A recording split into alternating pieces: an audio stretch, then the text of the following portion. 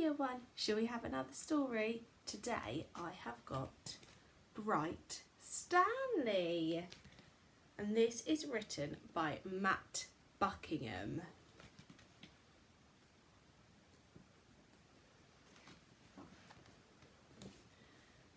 Far below the waves, a little fish called Stanley lived with his shoal. They were the brightest, sparkliest fish in the whole of the deep, dark sea. One morning, Stanley woke up rather late. "Cooey, it's me," he called to his friends.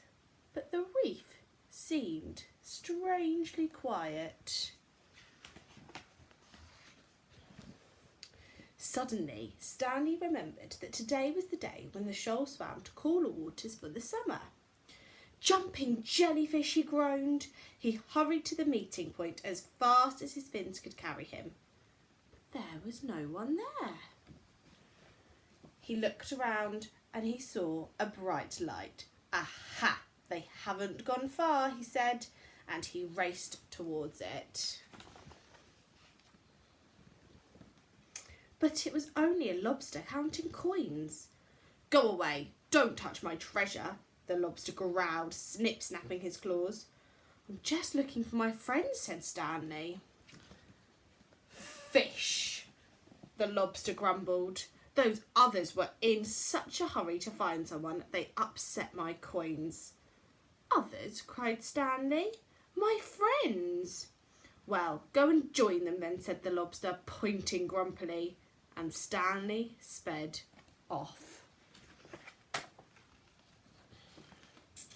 Ahead of him, Stanley saw a golden glow. He could just make out a bright, sparkly fish. One of his friends. "Cooey, it's me," he called, swimming faster and faster.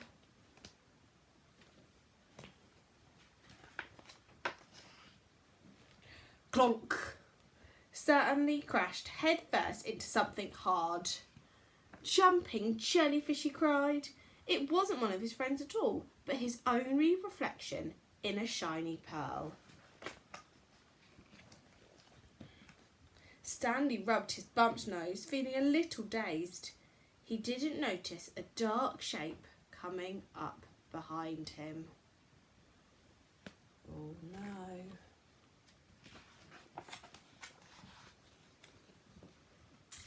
When he turned around, Stanley found himself staring straight into the mouth of a huge shark.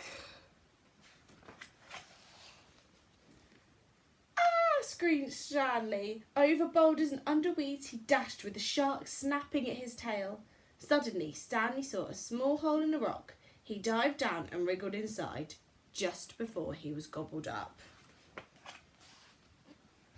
Deep inside the cave, Stanley shivered and shook.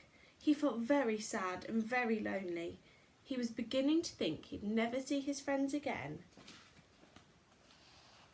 "Well, I can't stay here forever," he sighed at last, and he poked his head out of the cave to check that the shark had gone.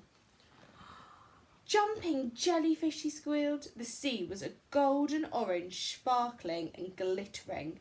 It was the most wonderful sight he had ever seen, because there, in front of him, was